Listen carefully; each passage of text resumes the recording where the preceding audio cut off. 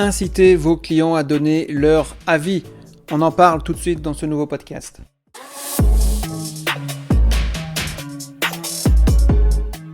Bonjour à tous, bienvenue sur elweb.fr, bienvenue dans ce nouveau podcast. Aujourd'hui, on va parler avis client, comment inciter vos clients à donner leur avis et surtout pourquoi. Ok. Donc, on en a déjà parlé, l'importance des avis clients, que ce soit sur vos fiches produits ou ailleurs, d'ailleurs, sur votre site en général, c'est très important. Ça montre aussi la preuve sociale. Vous savez, un consommateur est influencé par les commentaires des autres acheteurs. Donc, ce qui est étonnant, c'est qu'il fait plus confiance aux commentaires des autres acheteurs qu'aux commerçants. Bon, après tout, en même temps, pourquoi pas, c'est normal aussi. Un client ne cherche pas à vous vendre quoi que ce soit, alors que vous voulez vendre votre produit.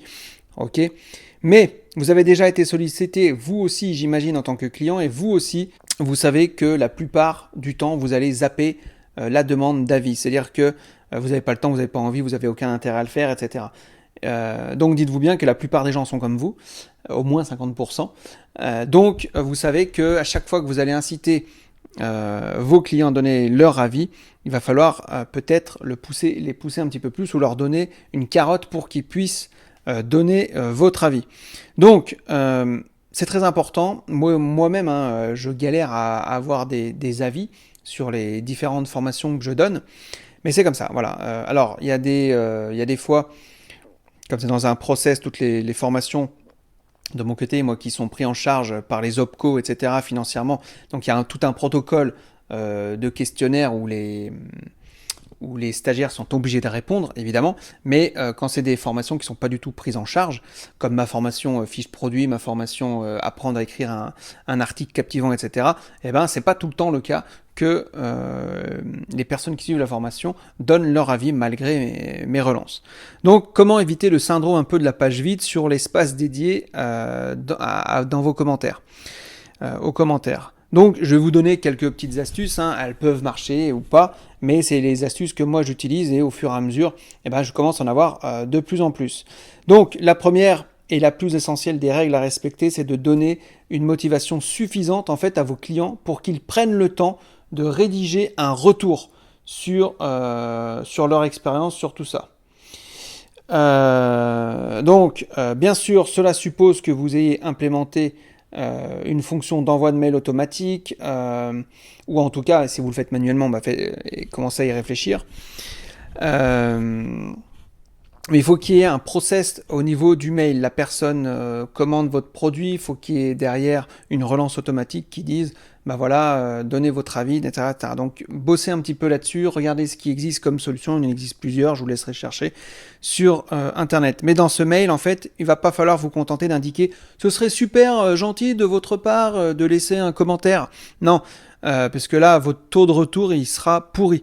Donc, vous devez trouver la motivation, l'incitation, et pourquoi pas un cadeau. Et c'est ce que, là, je vous en parle, c'est ce que je vais commencer, moi, à tester. Donc, je vous en parle avant test.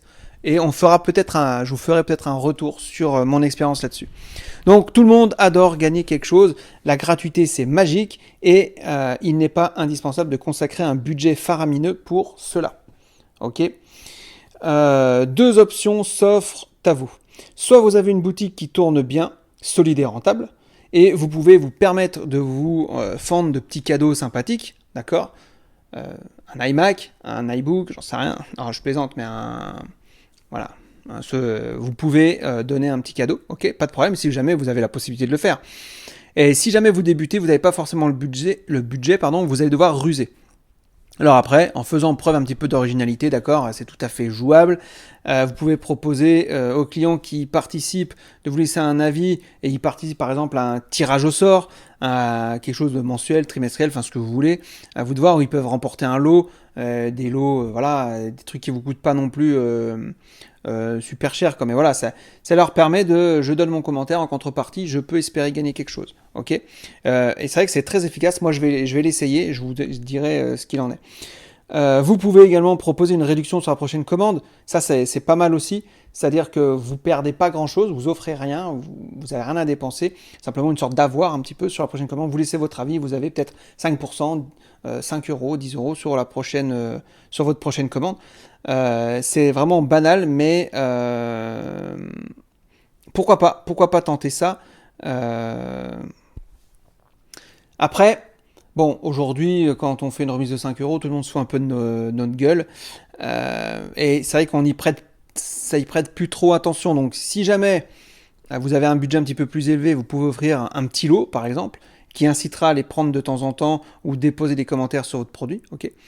Quelques trucs également qui peuvent être très utiles pour motiver vos clients. Par exemple, si vos clients sont pas libres de dire ce qu'ils pensent et que vous n'acceptez que les bons avis, etc., ils feront pas d'efforts. Donc, à part les commentaires vraiment mauvais, insultants, diffamants, acceptez-les tous et répondez à ceux qui le nécessitent, qui le nécessitent.